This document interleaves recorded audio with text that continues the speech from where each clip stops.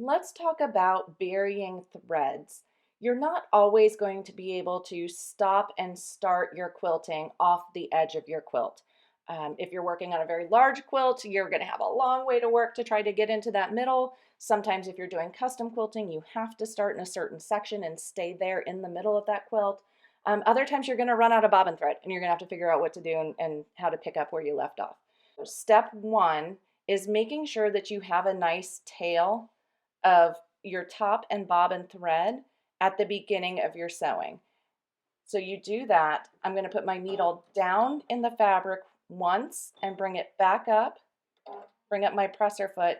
And when I do that, it made a little loop with the bobbin thread and brought it to the top. And then I was able to bring that over. I'm going to put the needle right back down, do my tacking stitches that I would do before I start my free motion quilting.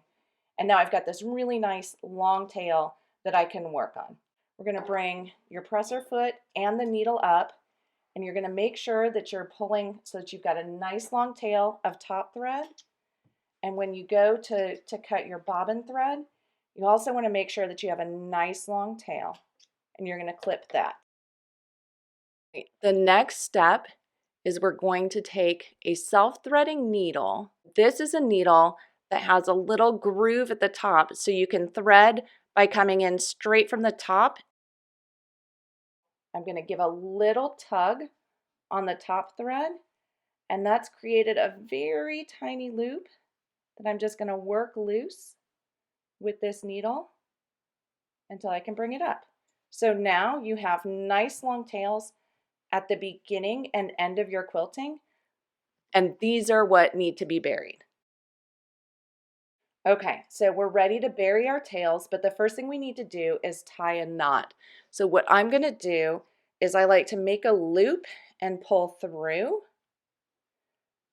So you've got your loop. I like to take my needle and kind of put it in there so that way it ties itself close to the fabric, but not too close. And then I'm going to pop my thread into the top of the needle. So now I'm threaded.